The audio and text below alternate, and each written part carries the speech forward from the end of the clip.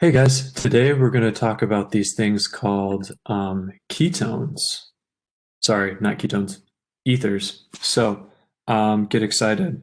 First thing you need to know about ethers is again, we're going to use the same way to name hydrocarbons. So meth, eth, prop, but, pent, hex, hep, oct, non, dec. Now, what I'll say about ethers is that they are a little bit weird compared to alkanes, alkenes, alkynes, and alcohols, which is to say that it's not just a straight carbon chain.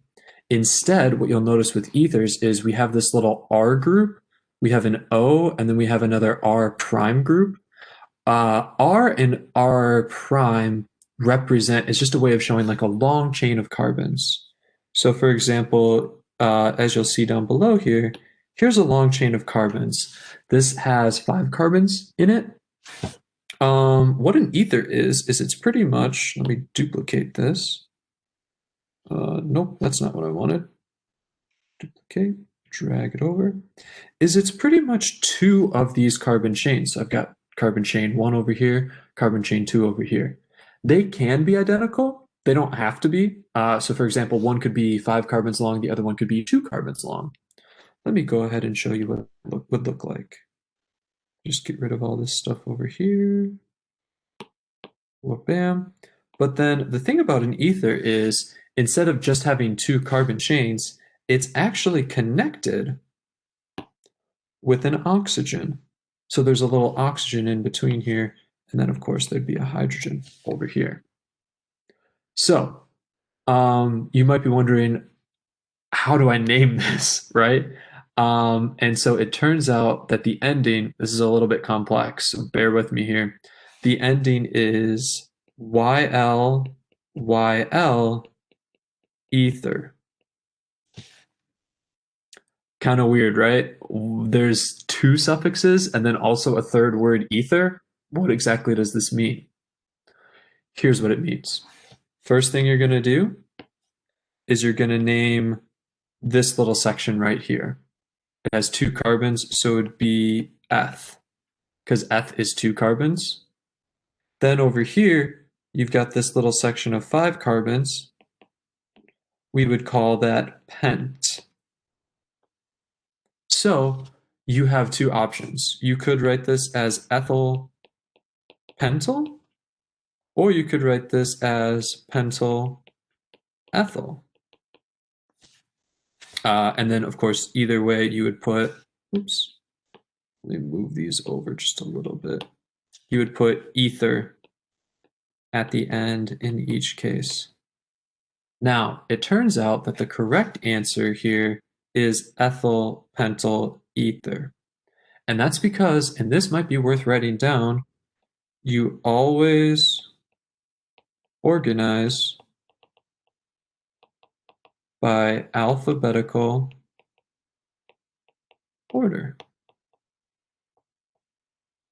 Everything we're going to do is alphabetical order. Oops, order.